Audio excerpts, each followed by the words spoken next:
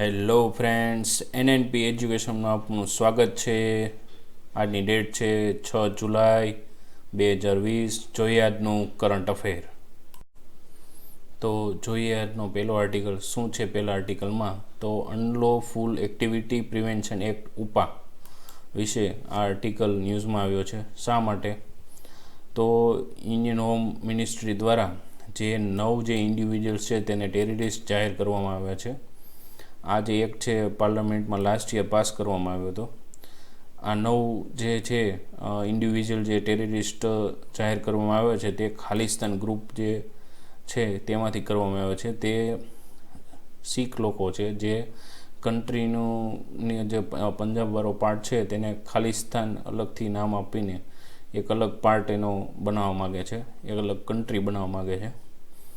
હવે આગળ જોઈએ તો આ જે એક્ટ છે 1967માં 1967માં પહેલાં લાગુ કરવામાં આવ્યો હતો અને 2004માં તેમાં સુધારો કરવામાં આવ્યો હતો. કોઈ સંસ્થાને પણ આમાં જે અલગ અલગ 34 જેટલી સંસ્થાઓને જેમ કે લશ્કરે તૈયબા અને જૈશે મોહમ્મદ જેવી એ લોકોને બેન કર્યા હતા.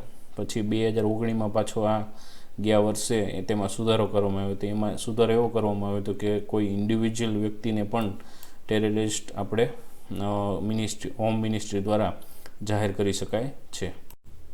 આ કાયદો લાગુ પડતાની સાથે જ આપણે હોમ મિનિસ્ટ્રીએ 4 ઇન્ડિવિજ્યુઅલ જે છે એમાં 4 ઇન્ડિવિજ્યુઅલ 4 વ્યક્તિગત રીતે જે જૈશે મોહમ્મદના મસૂદ અઝહર, એલઈટીના હાફિઝ સઈદ અને ડેપ્યુટી જે છે ઝાકિર ઉર રહેમાન લખવી જે છે તે અને અંડરવર્લ્ડ ડોન દાઉદ ઇબ્રાહિમને પણ આમાં ઇન્ડિવિજ્યુઅલ રીતે પણ ટેરરિસ્ટ જાહેર કર્યા હતા.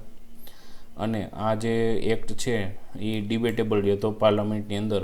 ઓપોઝિશન પાર્ટીએ તેનો વિરોધ કર્યો હતો કે ભાઈ તમે તો પછી આ કાયદા મુજબ ગમે તેને ટેરરિસ્ટ જાહેર કરી શકશો.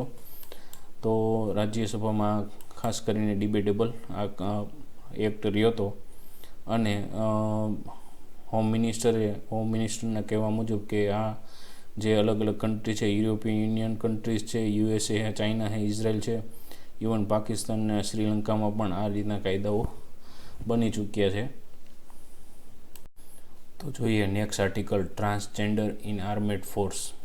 શા માટે ન્યૂઝમાં આવ્યું? તો સેન્ટ્રલ રિઝર્વ પોલીસ ફોર્સ છે એટલે કે CRPF એ યુનિયન હોમ મિનિસ્ટ્રી છે જે ગૃહ મંત્રાલય છે તેને કીધું કે અમે રેડી છીએ કે આ જે ટ્રાન્સજેન્ડર જે છે તેની ઓફિસર રેન્કની અંદર રિક્રુટમેન્ટ કરવા માટે અમે તૈયાર છીએ એવું કીધું હતું. એટલે ન્યૂઝમાં આવ્યું છે. જ્યારે CRPF કોમ્યુનિકેશન રિફર્સ એટલે કે આ જે છે એપ્રિલ 15, 2014નો જે સુપ્રીમ કોર્ટનું જજમેન્ટ ડિક્લેર થયું હતું કે ટ્રાન્સજેન્ડર પીપલ છે તેને થર્ડ જેન્ડર તરીકે સ્વીકારવામાં આવે. અને પાર્લામેન્ટની અંદર આ જે ટ્રાન્સજેન્ડર પર્સન જે પ્રોટેક્શન ઓફ રાઇટ્સ એક્ટ છે તે 2019માં પાસ થઈ ગયો. એટલે હાલ જે બધી જે ગવર્મેન્ટની અલગ અલગ ફોર્સીસની અંદર અથવા બીજી કોઈ રિક્રુટમેન્ટની અંદર આ ટ્રાન્સજેન્ડર માટે હવે ભરતીની પ્રોસેસો ચાલુ થઈ છે. આ જ આર્ટિકલમાં આપણે આગળ જોઈએ તો CRPF આ જે છે એ સેકન્ડ ફોર્સ બની કે આ રીતનું ડિસિઝન લીધું અને રિવ્યૂ આપ્યા છે. અને BSFએ પણ કીધું કે અમે જે આસિસ્ટન્ટ કમાન્ડર લેવલની જે પોસ્ટ છે તેમાં એક ફોર્સ તરીકે આખું બનાવશું.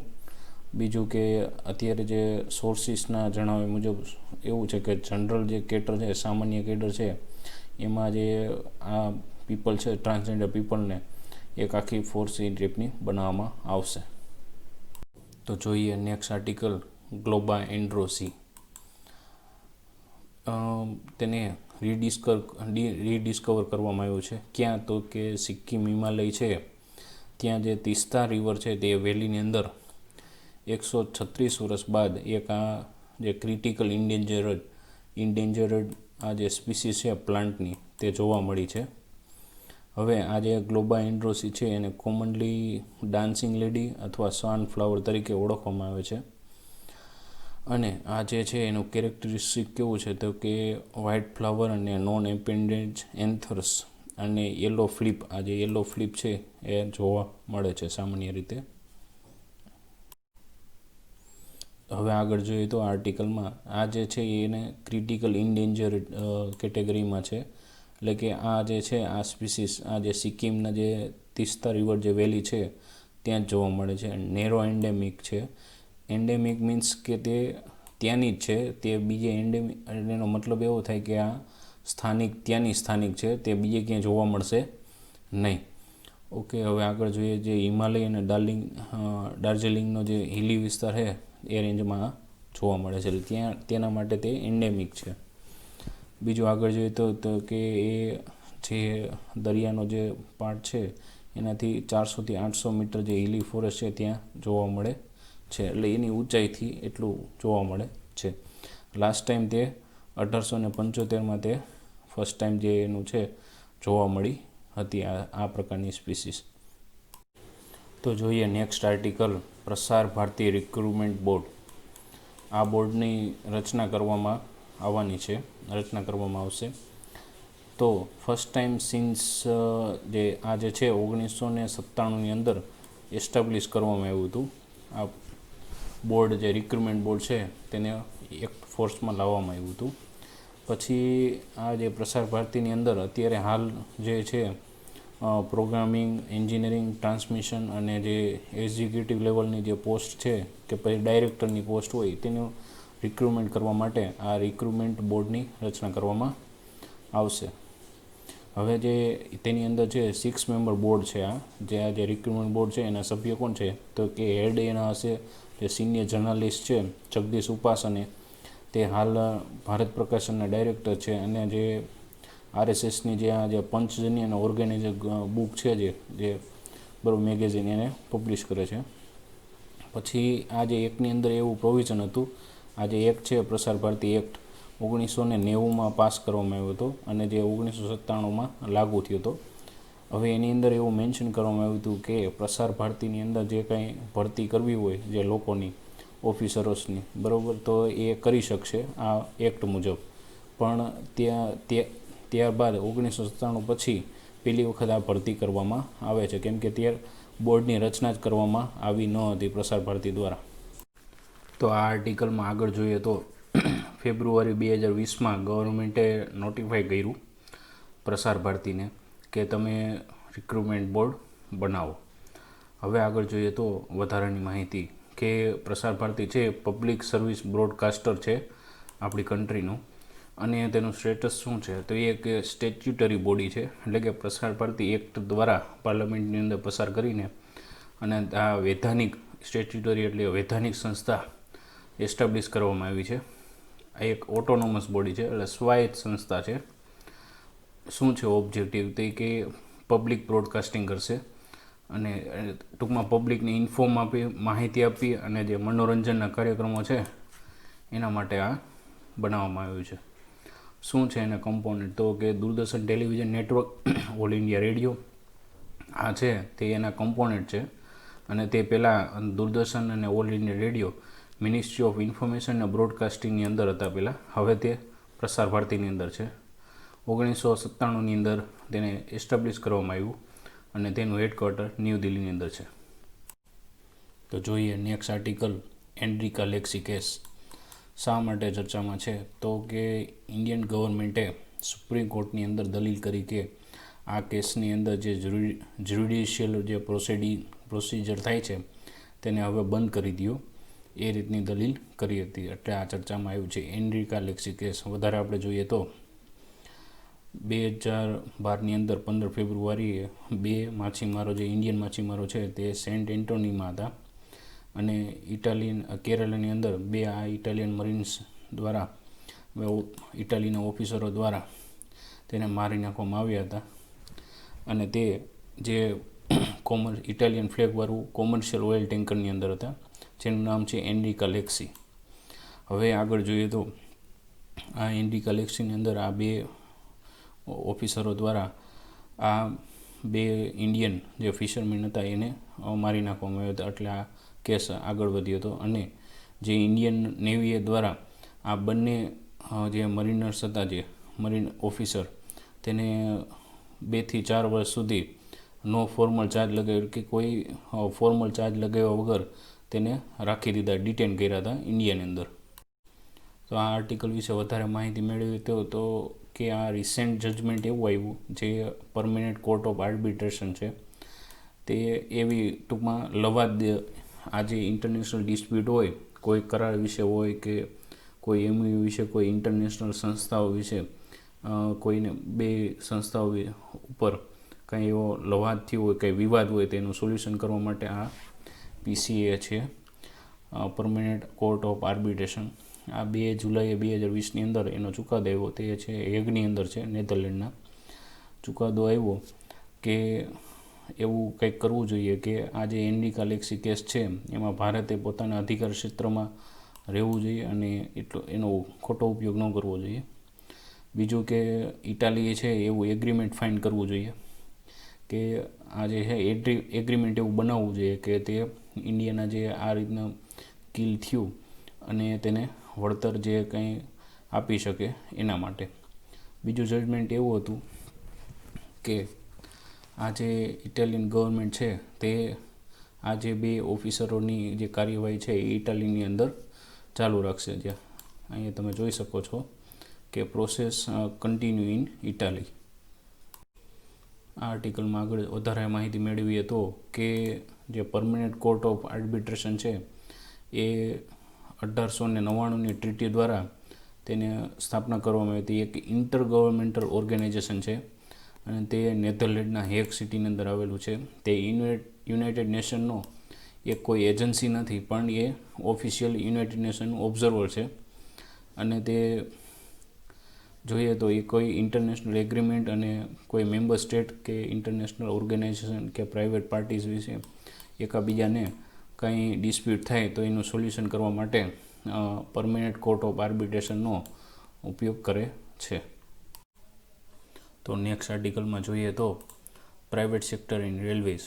તો આ આર્ટિકલમાં ઇન્ડિયન રેલવેઝના જે CM કેબિનેટ મિનિસ્ટ્રી છે તે છે પિયુષ ગોયલ, અને તેને લોન્ચ કર્યું છે process of opening of train operation private entities માટે. 109 ઓરિજિન ડેસ્ટિનેશન છે તેની અંદર 151 જેટલી મોડર્ન ટ્રેન્સ દોડાવવામાં આવશે અને તે આ જે પ્રાઇવેટ સેક્ટર માટે આ 109 ઓરિજિન ડેસ્ટિનેશન ફાઇન્ડ કર્યા છે. હવે આગળ જોઈએ તો એ પ્રકારનું આખું ઇન્ફ્રાસ્ટ્રક્ચર બનાવવામાં આવશે જે આમાં વાત કરવામાં આવી છે. બીજું આગળ જોઈએ તો કે 2023ની શરૂઆતની અંદર આ જે પ્રાઇવેટ ટ્રેન્સ ઓપરેશન છે ચાલુ થઈ જશે અને તે 12 ક્લસ્ટરમાં ચાલશે. અને આપણે વાત કરીએ આગળ એમ કે 151 જેટલી ટ્રેન જે છે એ આ રેલવે બોર્ડનું જે એસેસમેન્ટ છે એ કરશે. અને આ જે આ જ આર્ટિકલમાં આપણે આગળ જોઈએ.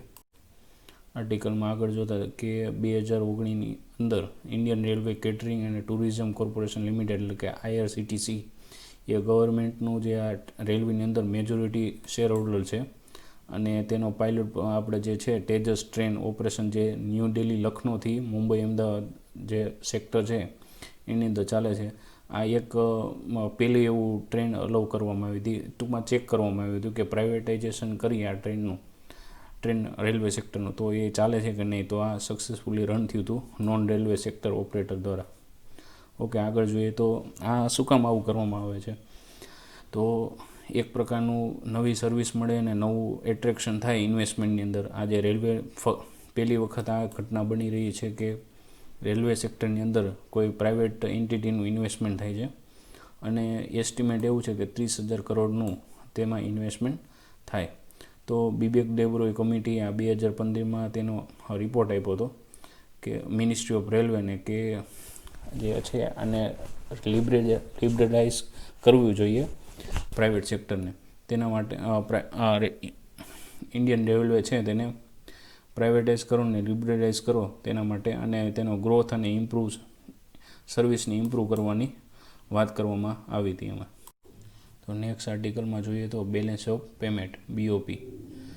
RBIએ એક ડેટા પબ્લિશ કર્યો છે ઇન્ડિયાની બેલેન્સ ઓફ પેમેન્ટ માટે જે 2019 માટેનું છે. હવે તેની અંદર શું છે તો કે કરંટ એકાઉન્ટ ડિફિસિટ છે તે 2018-19ની કમ્પેરિઝનમાં 2019-20ની અંદર 0.9% હતું. પહેલાં જે છે 2.1% હતું 2018-19માં. બીજું કે ટ્રેડ ડિફિસિટ છે, જે એટલે કે જે વેપારની જે ખાધ કહેવાય, તે 2018-19ની અંદર 180.3 બિલિયન હતી, જે ઘટીને અત્યારે 157.5 બિલિયન થઈ છે 19-20ની અંદર. અને net visible receipt were higher in the, જે કે રિસીપ્ટ જે છે, જે કાંઈ આવક થાય છે, જે નેટ ઇનવિઝિબલ છે, જે છુપી આવક છે, તે છે 2019-20ની અંદર હાયર હતી, જે ઇન્ક્રીઝ થઈ હતી. આ જ આર્ટિકલમાં આપણે આગળ જોઈએ તો એફડીઆઈ એટલે કે ફોરેન ડાયરેક્ટ ઇન્વેસ્ટમેન્ટ જે છે, એટલે કે કોઈ કંપની કે કોઈ વિદેશી કંપની હોય તે ઇન્ડિયન કંપની સાથે ડાયરેક્ટલી ટૂંકમાં એમયુ દ્વારા, કોઈ કરાર દ્વારા મની મોકલે, અથવા તો ડાયરેક્ટ કંઈ ઇન્વેસ્ટમેન્ટ કરે, ડાયરેક્ટ કોઈ કંપનીની સ્થાપના કરે, તો એ જે કાંઈ આવે એ એફડીઆઈમાં ગણે. અને બીજું કહેવાય પોર્ટફોલિયો ઇન્વેસ્ટમેન્ટ, એટલે કે આપણા માર્કેટની અંદર જે શેર બજાર કે કોઈ બોન્ડ દ્વારા એ માર્કેટની અંદર ઇન્વેસ્ટમેન્ટ કરે, તેને પોર્ટફોલિયો ઇન્વેસ્ટમેન્ટ કહેવાય. તો એની અંદર વધારો જોવા મળ્યો છે 19-20ની અંદર. જે 19-20 જે ફિસ્કલ યર છે તેની અંદર તે જે છે એમાં વધારો જોવા મળ્યો છે બંનેની અંદર, પોર્ટફોલિયો ઇન્વેસ્ટમેન્ટ ને એફડીઆઈની અંદર. બીજું આગળ જોઈએ તો ઇમ્પોર્ટન્ટ ઇન્ફોર્મેશન, જે આ કરંટ એકાઉન્ટ બેલેન્સ છે તે કન્ટ્રીની જે નેટ એક્સપોર્ટ ઇમ્પોર્ટને છે શું કરે છે, રિપ્રેઝેન્ટ કરે છે. તેની અંદર શું આવે કે ગુડ એટલે કે કોઈ સામાન અને સર્વિસ એટલે સેવાઓ આવે છે. અને જે વિદેશની સાથે જે આ પેમેન્ટ થાય છે, તે ફોરેન ઇન્વેસ્ટમેન્ટ છે એનો જે લેતી દેતીનું છે એ આ બેલેન્સ ઓફ પેમેન્ટની અંદર જે આ સર્વે છે તેની અંદર રાખવામાં આવે છે. તો નેક્સ્ટ આર્ટિકલમાં જોઈએ તો 2017 ઇન્ટરનેશનલ કમ્પેરિઝન પ્રોગ્રામ ICP. તો આ વર્લ્ડ બેંક દ્વારા એક રિલીઝ કરવામાં આવ્યું છે, પરચેસિંગ પાવર પેરિટીઝ, એટલે કે જીવન જીવવા માટે મિનિમમ કેટલો ખર્ચ આપણે કરવો પડે તેના માટેનો એક રિપોર્ટ છે.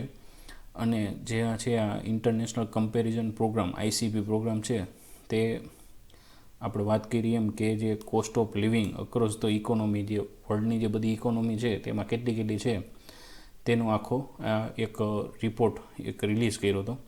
તેની અંદર ગ્લોબલી 176 જેટલી ઇકોનોમી છે પાર્ટિસિપેટ કર્યો હતો. અને આ જે છે એનો બેઝ યર છે 2017 લેવામાં આવ્યું છે. 2017ની સાયકલ મુજબ ICPની ગણતરી કરવામાં આવી છે. તો આ જે ઇન્ટરનેશનલ કમ્પેરિઝન પ્રોગ્રામ છે તે એક વર્લ્ડ વાઇડ ડેટા કલેક્શન કરે છે, એક ઇનિશિયેટિવ એનું છે. બીજું તે કેવી રીતના કોના અંડર જે ગાઈડલાઇન્સ અંડર કરે છે, તો કે UNSC એટલે કે UN સ્ટેટિસ્ટિકલ કમિશન જે છે, યુએનની જે એક સંસ્થા છે તેની ગાઈડલાઇન્સ મુજબ તે ડેટા કલેક્શન કરે છે. અને તે એને ડેટાને મોડિફાઈ કરીને અને ટૂંકમાં કન્વર્ટ કરીને એને મેજર્સ અને ઇકોનોમિક જે એક્ટિવિટી છે તેના વડે આખો એક રિપોર્ટ તૈયાર કરે છે. તો આ જ આર્ટિકલમાં આપણે આગળ જોઈએ તો કે જે આ પ્રોડ્યુસ પ્રાઇસ લેવલ ઇન્ડેક્સ છે PLI જે છે, તે જીડીપીના જે એક્સપેન્ડિચર છે, જીડીપીનો કેટલા ટકા ખર્ચ એમાં થાય છે તે દર્શાવે છે. અને જે આ જે ICP છે જે 1970માં એની શરૂઆત કરવામાં આવી હતી. અને જે મિનિસ્ટ્રી ઓફ આપણું જે ઇન્ડિયન ગવર્મેન્ટનું મિનિસ્ટ્રી ઓફ સ્ટેટિસ્ટિક્સ અને પ્રોગ્રામ ઇમ્પ્લિમેન્ટેશન છે અને નેશનલ ઇમ્પ્લિમેન્ટિંગ એજન્સી જે છે તે એમાં પાર્ટિસિપેટ કરે છે. અને બીજું આગળ જોઈએ તો આ જે વર્લ્ડ વાઇડ આપણું ઇન્ડિયાનું સ્ટેટસ કઈ રીતનું છે, તો પરચેસિંગ પાવર પેરિટીઝની અંદર ઇન્ડિયન રૂપી પર $, એટ ગ્રોસ ડોમેસ્ટિકમાં જે 2017ની જોઈએ તો 2017 મુજબ 20.65 છે, જે વધ્યું છે. અને જે 2011ની અંદર 15.55 હતું. અને જે એક્સચેન્જ રેટની અંદર જે છે અત્યારે 65 જે $1 મુજબ આપણા જે ઇન્ડિયન રૂપી છે 65.12 છે, જે પહેલાં કેટલા હતા સેમ પીરિયડમાં 46.67 રૂપિયા હતા. હવે જે આ PLI વિશે આપણે જાણીએ તો પ્રાઇસ લેવલ ઇન્ડેક્સ, એટલે કે જે પ્રાઇસ લેવલનું જે એક્સચેન્જ થાય છે કોઈ વસ્તુ આપણે જે લઈએ છીએ તેને જે પ્રાઇસ લેવલનું એક ઇન્ડેક્સ છે, જે ટૂંકમાં આજે બે વર્ષના આંકડાના જે કમ્પેરિઝનમાં બધા છે 2011ના અને 2017ના. તો 2011ની અંદર 42.99 હતું, જે અત્યારે ઇમ્પ્રૂવ થયું છે, જે આપણી ક્વોલિટી લેવલનું મુજબ તે છે 47.55. બીજું જે આ આર્ટિકલની અંદર આપણે આગળ જોઈએ તો 2017ની જે ડેટા મુજબ જે ઇન્ડિયન ઇકોનોમી છે, આ જે ઇન્ટરનેશનલ કમ્પેરિઝન પ્રોગ્રામની અંદર 3rd લાર્જેસ્ટ ઇકોનોમીની અંદર આવે છે. તો ફર્સ્ટ કોણ છે? તો ફર્સ્ટ છે યુનાઇટેડ સ્ટેટ યુએસ, જે ફર્સ્ટ ચાઇના આવશે, અને સેકન્ડ છે યુનાઇટેડ સ્ટેટ આવશે. જે છે એનું આપણે જોઈએ તો ઇન્ડિયન ઇકોનોમી છે તેનું 6.7 ટૂંકમાં પીપીપી લેવલ છે, પર્ચેસિંગ પાવર પેરિટી, અને જે છે ચાઇનાનું 16.4, અને જે યુએસ છે તેનું 16.3, જે જીડીપીને લેવલ ઉપર છે, ગ્લોબલ જીડીપી લેવલ. ઓકે, તો ધેન આપણે જોઈએ તો ઇન્ડિયન, આમાં લખ્યું છે કે Indian company 3rd largest economy છે. આ PP base share global active, એટલે કે ગ્લોબલ જે ઇકોનોમી છે તેના શેર મુજબ આ જે 6.7% ધરાવે છે ઇન્ડિયન ઇકોનોમી. બીજું વધારાની માહિતી જોઈએ તો કે ઇન્ડિયા છે તે એશિયા પેસિફિક રિજનની અંદર 2nd પોઝિશન ઉપર આવે છે. ફર્સ્ટ પોઝિશન ઉપર ચાઇના છે, કેમ કે અમેરિકા છે એ આખી અલગ કોન્ટિનેન્ટ છે, અલગ પાર્ટ છે, એટલે એશિયા પેસિફિક રિજનની અંદર ઇન્ડિયા છે એ 2nd લાર્જેસ્ટ આવે, ફર્સ્ટ છે ચાઇના આવશે. બીજું કે જોઈએ તો 20.83% જે છે એ જે જીડીપીના પીપીપી ટર્મ ઉપર આપણે જોઈએ તો તે ચાઇના છે તે 50.76 મુજબ પહેલો આવશે, અને જે સેકન્ડ છે એ 20. આપણે ઇન્ડિયા 20.83 મુજબ સેકન્ડ આવશે, અને ઇન્ડોનેશિયા છે 3rd પોઝિશન ઉપર આવશે 7.49% સાથે. ઓકે, તો પાછું આમાં કહેવામાં આવ્યું છે કે ઇન્ડિયા છે એ 2nd largest economy at the PPP base શેરની અંદર, જીડીપીના પીપીપી બેઝ, જે આ એશિયા પેસિફિક રિજિયનની જે ઇકોનોમીની વાત કરવામાં આવી છે અહીંયા. Thank you very much.